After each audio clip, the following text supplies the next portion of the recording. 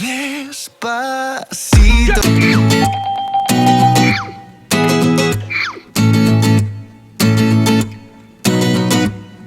Salut les pâtissiers, c'est Christelle, on est sur Il était une fois la pâtisserie, j'espère que vous allez bien car aujourd'hui on va faire un gâteau Despacito. Alors je sais que vous connaissez la chanson mais je ne suis pas sûre que vous connaissiez le gâteau, même si on le voit pas mal sur les réseaux sociaux là depuis quelques semaines. C'est en fait un gâteau qui nous vient du Brésil, d'où son nom. Qui est composé d'une génoise au chocolat et d'une mousse au chocolat. Donc tout simplement, il est vraiment facile à faire. Et l'avantage, c'est que la génoise, le mélange de la génoise et de la mousse va donner quelque chose vraiment d'hyper fondant. C'est délicieux, donc on s'est régalé. Pour la recette du Despacito, on va commencer par le biscuit génoise. Vous allez mélanger ensemble les œufs avec le sucre en poudre et le sucre vanillé. Donc vous fouettez bien jusqu'à ce que le mélange double de volume, il doit bien blanchir.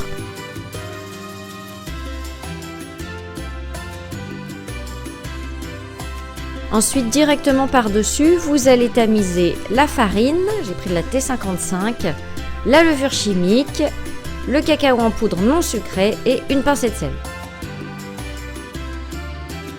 C'est important de tamiser, sinon vous allez avoir des grumeaux. Ensuite, vous mélangez avec une maryse, donc bien délicatement. Je vous mets tous les ingrédients et le matériel en barre d'infos. Et vous versez le tout dans un moule. Moi, j'ai utilisé un moule à charnière 20 cm, mais vous pouvez utiliser un moule qui va jusqu'à 24 cm. Simplement, votre gâteau sera un peu plus plat. Vous enfournez 20 minutes à 180 degrés. Donc pour le moule, moule à charnière ou cercle à pâtissier, pas un moule classique, parce que vous ne pourrez pas le démouler. Ensuite, pour l'imbibage, vous allez faire chauffer le lait, le sucre en poudre, une cuillère à café de café soluble et une cuillère à café de cacao en poudre. Toujours non sucré, vous faites bouillir pendant 3 minutes environ et vous laissez tiédir. Pour la mousse au chocolat, on va faire fondre ensemble le chocolat au lait et le chocolat noir. On fouette ensuite la crème liquide entière, donc pendant 10 minutes environ à puissance moyenne jusqu'à ce qu'elle épaississe. Vous récupérez 2 ou 3 cuillères à soupe de chocolat fondu que vous placez dans une poche à douille. Et vous allez incorporer délicatement la crème fouettée au chocolat fondu. Donc surtout, n'attendez pas que le chocolat soit complètement froid. Vous le laissez juste refroidir les 10 minutes dont vous aurez besoin pour monter la crème et c'est tout. Sinon, vous aurez des grumeaux.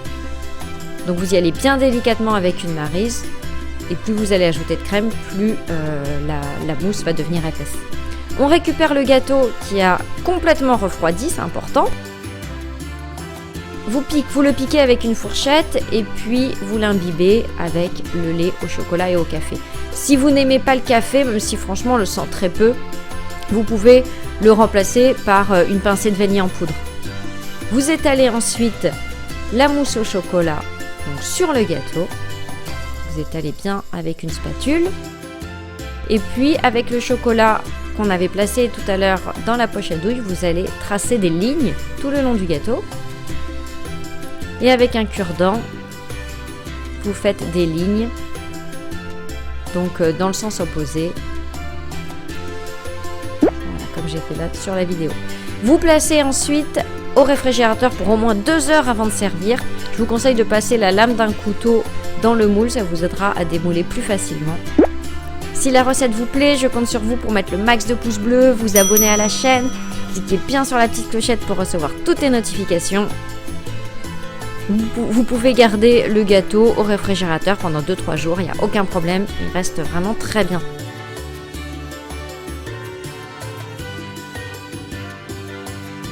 La recette est terminée, j'espère qu'il vous a plu ce Despacito et on se retrouve mercredi pour une prochaine recette. Ciao!